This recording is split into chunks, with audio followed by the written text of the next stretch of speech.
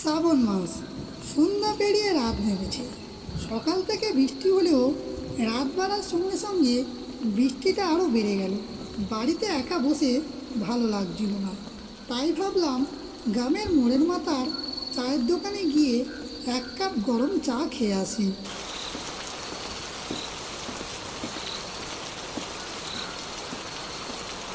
ছাতা মাথায় দিয়ে কাদামাখা রাস্তা ধরে হাঁটতে শুরু করলাম। চারিদিকে অন্ধকার, শুধু বৃষ্টির শব্দ আর ব্যাঙেদের ডাক, আর মাঝে মধ্যে বিদ্যুতের ঝলকানি।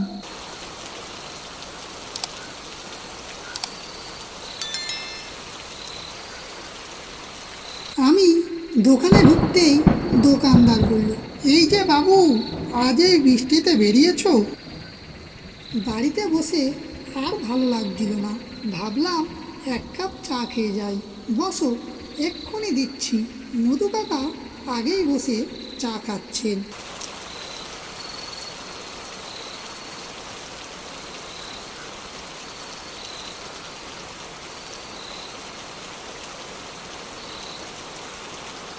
কি কাকা, ভালো আছেন তো? হ্যাঁ ভাইপু, ভালো আছি। তুমি কেমন আছো? হঠাৎ একটা বিকট বজ্রপাত হলো, তারপর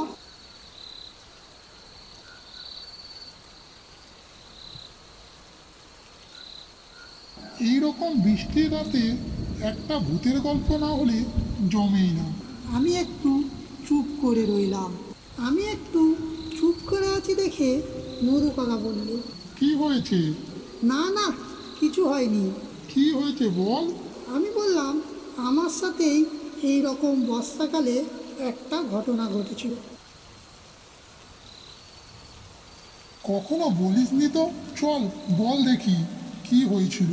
আমি গভীর একটা নিঃশ্বাস নিয়ে বললাম, ঘটনাটি মনে পড়লে শরীর ঠান্ডা হয়ে যায়।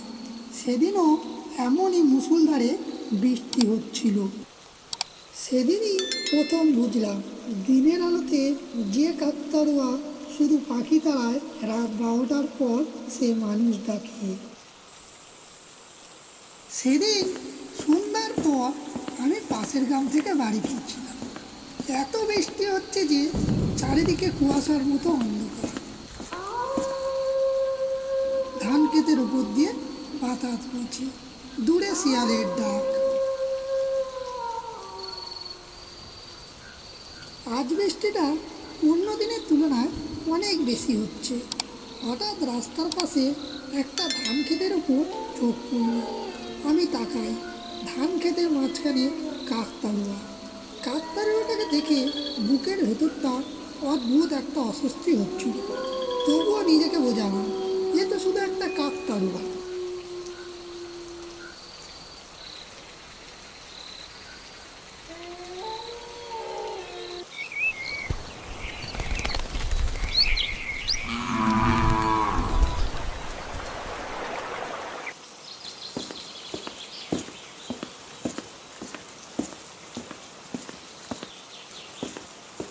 পরের দিন সকালে চায়ের দোকানে নিতাই কাকার সঙ্গে দেখা। কাকা, আপনার ক্ষেতের কাকতাড়ুয়াটা তো বেশ ভয়ঙ্কর। রাতে ওটার দিকে তাকাস না বাবা।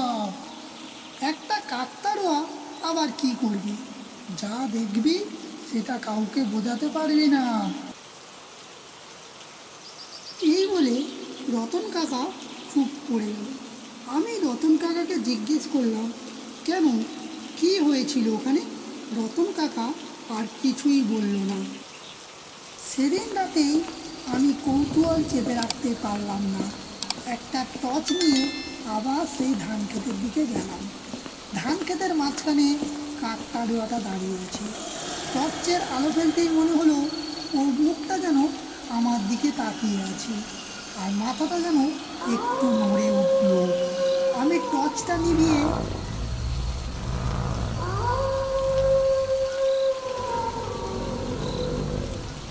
আবার আলো ফেললাম। এবার আগের মতোই আমি নিজেকে বোঝালাম, মনের ভুল। হঠাৎ কেউ যেন ফিস ফিস করে বলল, এদিকে আয়। আমি পেছনে তাকাই, কেউ নেই। আবার আরো কাছে আয়। গলাটা যেন চারিদিক থেকেই ভেসে আসছিল। আমি তাও সাহস করে কাকতলার একটু কাছে এলাম। মাত্র কয়েক হাত পৌঁছাতেই হঠাৎ ঠান্ডা বাতাস বয়ে গেল আমার শরীরের মধ্যে দিয়ে। কাকতলার হাতটা যেন একটু নড়ে উঠল। তার ডান হাতটা আস্তে আস্তে নিচে নেমে এলো। আমি তা দেখে জমে গেলাম। এটা বাতাস নয়, আমি স্পষ্ট দেখলাম হাতটা নড়ছে। আমি দৌড় দিতে যাব, ঠিক তখনই কাকতাড়ুয়ার কালো হাড়ির ভেতর থেকে দুটো লাল চোখ জ্বলে উঠল। কাকতাড়ুয়ার মাথাটা ধীরে ধীরে আমার দিকে ঘুরল, তারপর কর্কশ গলায় বলল, আজ তুই ফিরতে পারবি না।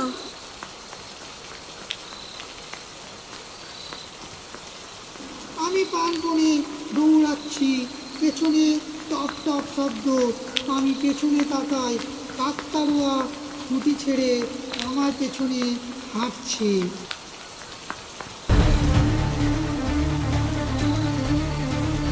আমি যে কোনো প্রকারে বাড়ি পৌঁছে দরজা বন্ধ করে দিলাম।